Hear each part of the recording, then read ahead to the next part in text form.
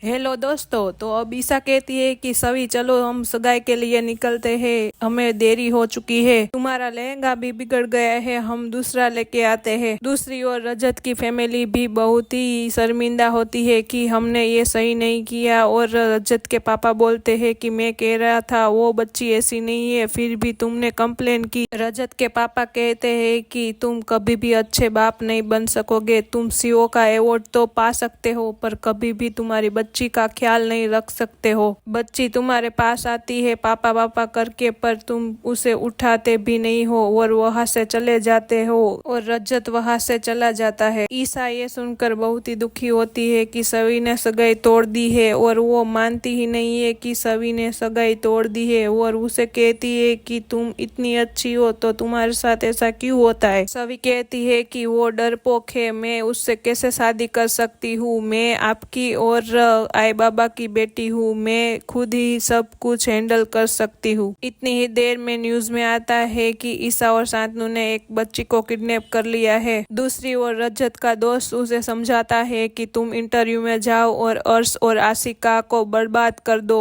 रजत कहता है कि मैं कभी अच्छा बाप नहीं बन सका, मेरे पास सही आती है और मैं उसे गोद में भी नहीं उठाता, और वो मुझे देख के बहुत ही खुश हो जाती है, पर मुझे आशिका की याद आ जाती है, इसीलिए मैं उससे कभी भी प्यार नहीं कर सकता। वो बच्ची का उसमें क्या कसूर है। रजत की बहन बोलती है कि मुझे लगा कि मेरी ननंद उसका ख्याल रखेगी, पर वो उसका ख्याल नहीं रख सकती, वो खुद का भी ख्याल नहीं रख सकती। इतने में रजत की माँ आती है और बोलती है कि हमारे से बहुत ही बड़ी गलतफहमी हो चुकी है, ये इंटरव्यू तुम दो और उसको बेगुनाह साबित करो, यही हमारे लिए अच्छा होगा। रजत रिपोर्टर को हाँ कह देता है और अर्श यह सुनकर बहुत ही खुश हो जाता है, क्योंकि वो सब उसकी चाल थी। अर्श कहता है कि तुमने बहुत ही अच्छा काम किया है, और रिपोर्टर कहती है कि तुम उससे क्या करवाना चाहते हो, और अर्श कहता है कि उसने मेरा बेस्ट सीओ का अवार्ड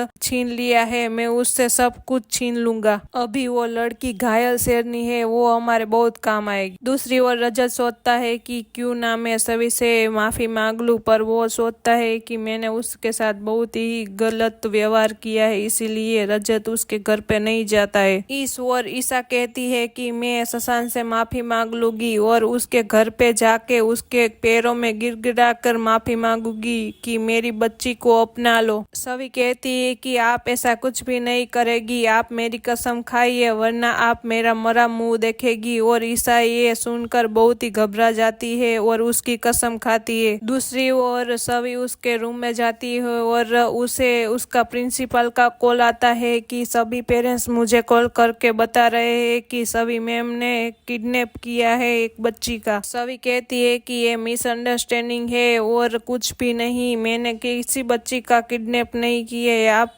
चाहते तो मुझे निकाल भी सकते हैं। सभी की ताई और नेहा रूम में आते हैं और नेहा बोलती है कि आप इतने अच्छे हो इसीलिए आपके साथ ये सब हो रहा है, आप इतने अच्छे मत बनो। और सभी की ताई कहती है बस ऐसा मत बोलो, तुम चुप हो जाओ। सभी की ताई कहती है तुम जाओ और नहा के आओ। इतनी देर में रिपोर्टर सभी को कॉल करती है और कहती है कि रजत आपके खिलाफ यहाँ इंटरव्यू देने के लिए आ रहा है, क्या आप भी आएगी। सभी कहती है कि वो कल नशे की हालत में क्या कर रहे थे वो उसे भी नहीं पता है। रिपोर्टर कहती है कि ये मुझे बताकर क्या होगा, आप कल इंटरव्यू देने आएगी। वो कहती है कि हाँ मैं आऊंगी। दूसरी ओर रजत शशांक को बुलाता है और कहता है कि मैं तुम्हें एक बड़ा सा ऑफर देता हूँ, पर तुम सभी से सगाई नहीं तोड़ोगे, उसके साथ सगाई करोगे, जो तुम वैसा करोगे तो ही मैं तुम्हें ये कॉन्ट्रैक्ट दूंगा। इसीलिए शशांक कहता है कोई बात नहीं, मैं सभी से सगाई करूँ। इतनी ही देर में रजत को इंटरव्यू के लिए कॉल आता है और रजत इंटरव्यू के लिए जाता है और वह कहता है कि मैं मेरी बच्ची का ख्याल बहुत अच्छी तरीके से मैं मेरी बच्ची का ख्याल रखता हूँ। इतनी ही देर में सभी वहाँ आ जाती है और कहती है कि जब उसकी बच्ची अस्पताल में थी वो तब नशे की हालत में सो रहे, ये सही इंसान भी नहीं है, सही बाप कैसे बनेंगे। अब रजत